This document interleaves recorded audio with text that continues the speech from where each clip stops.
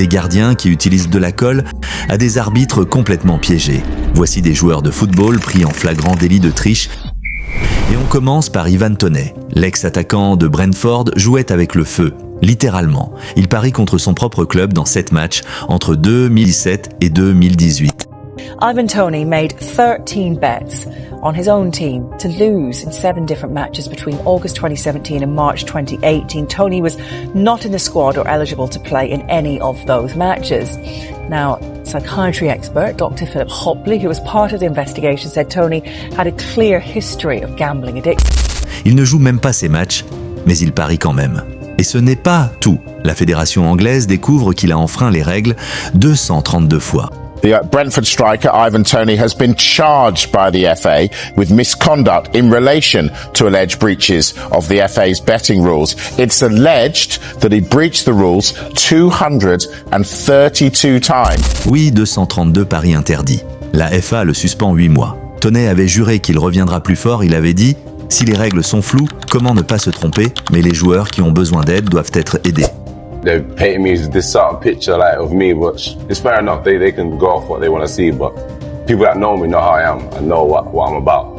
And the fact is, like you said, majority of football teams now are sponsored by gambling companies. Yeah. So it's kind of like weigh it up. Like if that's the rules, don't be betting. Yeah, you shouldn't be betting. But for people that need help, there should be more around that to stop them from leading. On verra s'il tient parole. Mais pour l'instant, il a l'air de se tenir à carreau dans son nouveau club Al Ahly en Arabie Saoudite. Espérons que les joueurs apprennent de cette histoire parce que Neymar, lui, n'apprend jamais. 2018, Neymar veut vivre 2 vies. Le prodige du football est le meilleur acteur du monde. Il roule au sol sans même être touché, mais c'était à la Coupe du Monde 2018 quand il a fait son plus grand stunt.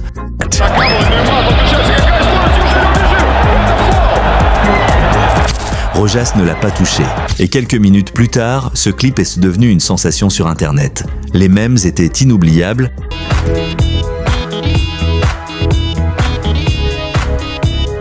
On savait déjà que Neymar était un tricheur, mais personne n'imaginait jusqu'à ce point-là.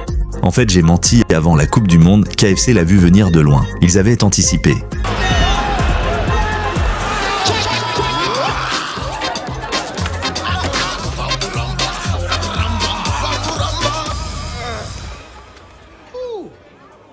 On savait que Neymar allait inspirer un commercial de KFC. Mais le plus fou, c'est que les enfants ont commencé à s'intéresser à ces antiques.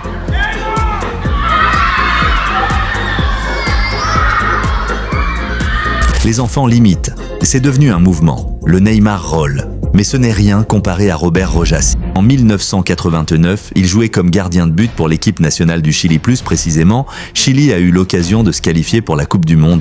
Mais d'abord, il devait affronter et gagner le Brésil au Maracanã pour aller en Coupe du Monde. S'ils perdent, leur rêve de Coupe du Monde sera terminé. Quand le Brésil menait 1-0, les fans ont vécu quelque chose d'incroyable.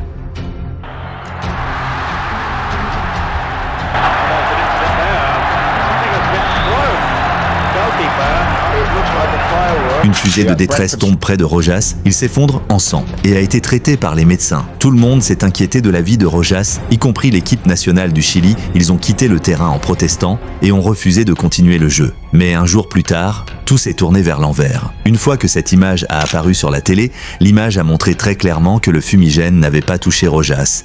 Et pas seulement ça, les médecins ont aussi admis que les blessures avaient à l'air bizarres. Cela a confirmé les pires peurs des fans, c'était tout un montage. Plus tard, Rojas a confié ce qui s'est vraiment passé. Il avait caché une lame dans sa chaussette et s'est lui-même coupé pour faire croire à une attaque. Le coach, l'équipe médecin du Chili, personne n'était plus en sécurité. Toute l'équipe nationale du Chili était impliquée. Tout cet effort pour que le Brésil ne soit pas qualifié de la Coupe du Monde. Résultat, Rojas est banni à vie. Mais attendez jusqu'à ce qu'on entende parler de cet autre joueur. Vous voyez ce gardien en plein sol? Il a l'air blessé. Mais ce n'est pas le cas. Jusqu'à quelques instants plus tôt, il a fait ceci. Normalement, cette erreur doit être sanctionnée d'un carton rouge et une éjection instantanée. Mais c'est un peu difficile de donner à un joueur un carton rouge quand il est mort. C'est vrai. Ce gardien a prétendu être mort juste pour éviter de prendre carton rouge, il y a seulement un problème. On ne peut pas jouer aux morts pour toujours. Donc, éventuellement, ce gardien a été forcé d'abandonner son plan et d'accepter sa mort. C'est fou de penser qu'un joueur risque tout pour rester dans le jeu. En 2018, Ramos, quant à lui, n'a pas hésité à risquer la vie de Salah pour remporter la LDC. C'était une finale de Champions League entre le Real Madrid de Ronaldo et Liverpool de Mo Salah. C'était un classique d'all-time. Les deux équipes apparaissaient le bien matchées. Salah est en feu jusqu'à ce que Ramos fasse l'impensable. Il tire le bras de Salah et l'Égyptien tombe. UEFA Champions League. Salah. He's crying. He's out. Allez frère, tu as juste essayé de couper le bras de Salah en deux, montre un peu de respect.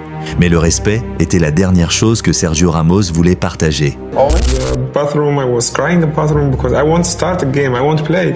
But in the meantime, I know that I'm not fit at all to play. But in one moment, like, disappeared, it's so difficult. Ramos est arrivé au match avec un objectif, gagner à tous les coups. C'est sûr de se dire que blesser Salah était de gagner à tous les coups. Alors, quand Ramos a gagné l'award pour le meilleur défenseur européen, Salah ne lui donne même pas un regard. Et ce n'était pas la dernière fois que Salah serait humilié. 2022, barrage Sénégal-Égypte. Il n'y avait que l'espace pour un des deux pays à la Coupe du Monde en Qatar. Et pire encore, ces deux équipes étaient également méritants. Elles se battaient jusqu'au bout. Elles étaient bloquées égalité parfaite après les 90 premières minutes et restaient reliées après les prolongations. Cela signifiait que tout allait se jouer sur les tirs au but. C'est là que l'un des fans sénégalais s'est engagé à sortir son arme secrète, un laser vert dirigé vers l'Égyptien Salah. This time he's making sure that he is taking one. He's taking it first. Salah then against Mendy and he's missed it. Il s'élance, il tire et rate. C'est rare de voir Mo Salah rater un penalty. Néanmoins, les supporters ont ignoré le laser et ont laissé les pénaltys continuer normalement. How cool and calm and collected is he? Sadio Mane sends Senegal to the World Cup. Trop tard, cette décision a changé le destin de deux pays entiers. C'est assez mauvais quand vous avez des lasers pointés dans votre visage, mais ça me rappelle un autre match 2009. Chelsea contre Barcelone. Ce match avait tout. Des fautes, des buts et surtout, des erreurs d'arbitrage historiques. Hey, it's not disgrace! It's not disgrace! It's a Cette demi-finale de Ligue des Champions était un cirque. Regardez, cette demi-finale de la Ligue des Champions s'est jouée depuis le début. Ce que Chelsea ne s'est pas rendu compte, c'est qu'ils n'étaient pas face à Barcelona, mais à un monstre complètement différent, les arbitres. Ça a commencé par un tacle dans la surface de réparation qui était supposé être un penalty, mais les arbitres n'ont donné à Chelsea qu'un coup franc. Ce n'était que le début. Et si ce n'est pas une erreur, je ne sais pas ce que c'est. Mais ce qui s'est passé ensuite, c'était encore pire.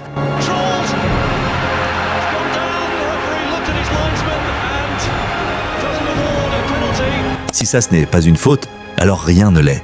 Mais le pire arrive ensuite. Voilà, l'arbitre manque une main flagrante, visible. Anelka, is that handball against PK? The referee says no. Les arbitres ont vraiment refusé de siffler le plus simple coup de main de leur carrière. En fait, c'était le deuxième plus simple coup de main de leur carrière, parce qu'à la 90e minute, vous n'allez pas croire ce qui s'est passé. Je veux dire, ça ne devient pas plus facile que ça. Lampard takes the corner and Cech was up there and got ahead to it. Ballack has a rattle, a handball appeal, and the referee says no. Ballack confronts him angrily. Un coup de main clair et valide dans la surface de réparation. Chelsea devait normalement obtenir le penalty victorieux, mais au lieu de ça, les arbitres ont fermé leurs yeux comme s'ils ne l'avaient pas vu. Ou les arbitres ont été payés. Ou ils sont les fans de Barcelona ou dont tout simplement incomplets, on ne le saura jamais. Parce que c'est une chose de faire quelques erreurs d'arbitrage, mais c'est autre chose de le faire tout au long du match. Pas un, mais 4 pénaltys potentiellement changeants. C'est-à-dire que le personnage d'un homme n'est pas jugé après qu'il célèbre une victoire, mais parce qu'il fait quand son dos est contre la murée. Mais Chelsea n'a pas toujours été la victime car le prochain tricheur sur la liste appartenait à ce club. Parce qu'imaginez tricher avec un sourire sur le visage, personne n'aime provoquer autant que David Luiz. Chelsea mène 1-0 contre Manchester United. Luiz veut sécuriser le score, peu importe comment.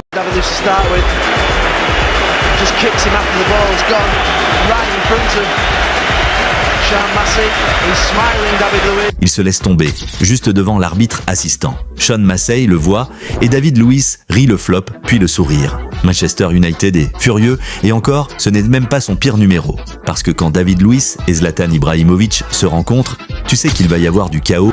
Les deux ont carrément décidé de créer leur propre mur de coups francs, ignorant complètement les arbitres. Normalement, j'appellerais ça de la folie. C'est fou, parce que si Luis peut s'en sortir comme ça, vous imaginez bien que Luis Suarez va faire pire. Coupe du Monde 2010. Le Ghana est à un pas d'être la première équipe africaine à atteindre les demi-finales. En face, l'Uruguay veut jouer sa première demi-finale depuis 1970.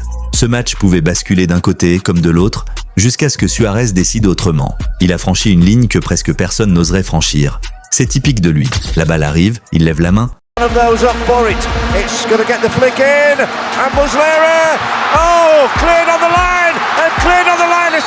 vient littéralement de sauver son pays. Illégalement. Luis Suarez s'est senti mal? Faux. Il assume complètement. I don't say the apologize about that because I take the handball. The Ghana player miss a penalty, not me. Suarez dans toute sa splendeur. Marwin Hirtz a quant à lui une drôle de façon de tricher.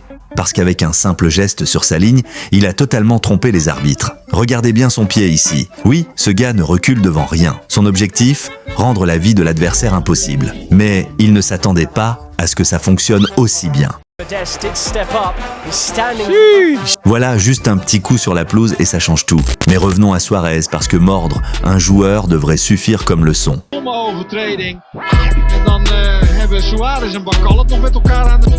Vous pensez l'expérience de la Coupe du Monde serait suffisante? Qui a besoin de goûter des humains quand vous pouvez manger des hamburgers et des steaks gourmets? Mais 3 ans plus tard, quelque chose de fou s'est passé. Il a cassé ses doigts, n'est-ce pas? C'est ce que ça ressemble.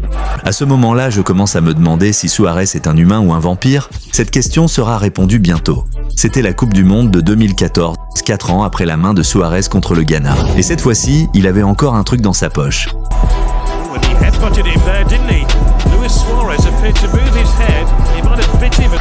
Pas une fois, pas 2 fois, mais 3 fois. Il doit y avoir une explication. Mais voici ce que les fans voulaient savoir. Después que lo hice yo me di cuenta enseguida. Hacemos el gol a los minutos, creo. A los 10 minutos creo que hacemos el gol de Godín. Entro al vestuario y lo primero que hago fue hablar con mi mujer que estaba ahí con los nenes y todo. Y me preguntó qué había hecho y obviamente que yo siempre desde el principio no quería aceptar la realidad, negando, llorando todo y bueno, la verdad que fue un momento muy dolorido para... Suarez a-t-il décidé de s'excuser? Of course not. He behaves in a cunning way, and FIFA allows him to do so because they need the champions to play.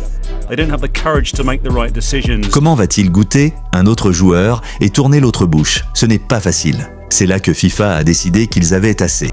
Luis Suarez is suspended for 9 matches and banned for 4 months from any football-related activity.